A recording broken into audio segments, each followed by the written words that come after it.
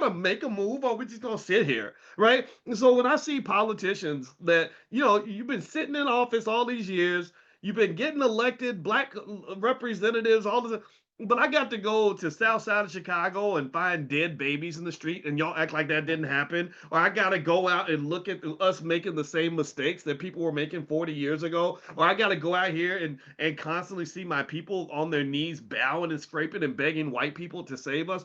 That gets on my nerves. I don't like that. I think that we're better than that. I just can't help. So that comes out of me, and some people can tolerate it, and some people think I'm being mean or I'm being an uppity Negro or maybe it's impatience. My father told me that. He said you got to work on your patience. You're not a, And I'm like, yeah, you're probably right. I remember when I was at University of Kentucky. True story. We led one of the most radical pro-black protests ever in the history of that school. It was in the 1990s. It was a wild time. And I guess I was the de facto leader of the protest. I don't talk about my University of Kentucky days that much, but this was back in the 90s. So I want you to picture the 1990s. Like TLC was still popping, and Mary J. Blige was young. Nobody knew Diddy was going to be having parties 25 years later, and we or those crazy parties back then. Diddy parties were a good thing. And so anyway, at this time, it was actually mid to late 90s. So maybe even kind of pre Diddy. Diddy was just becoming something.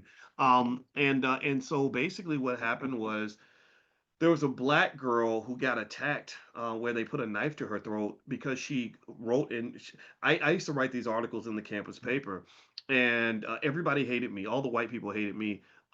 So most of the black people loved me, right? It was like that, right? It was an interesting experience, and I didn't really think I was doing nothing other than just telling my truth. I was like, this conservative crap is stupid, and I was probably a little more on that liberal tip in terms of thinking that race was a delineator for politics. Like if you're a Democrat, you're pro-black. If you're a Republican, you have to be a sellout. I don't think that way anymore. I know I have a lot of Republican friends who are great people. I have a lot of Democratic friends who are great people, and I have people on both sides that I don't trust them as far as I can throw them. So my point is to say that like so at that time I would write these articles and I would just tell my truth and it just for whatever reason made sense. And I'm a mathematician at heart, so to me it would always be well 2 plus 2. If you take two and you put the other two next to the first two, you're going to have four. And then if you add another two to the four, you're going to get six. It would be like that, right? And then people would be like, oh my God, that's so profound. And I'd be like, what's profound about it? It's 2 plus 2 is four. That's been true for a long time. And so what got me started writing in the campus paper actually, see, this is the funny thing. Sometimes that little subtle racism can bring the best out of you if you attack it in the right way. So I read this article. It was during the Republican Revolution and Newt Gingrich and all that. Some of y'all might remember that.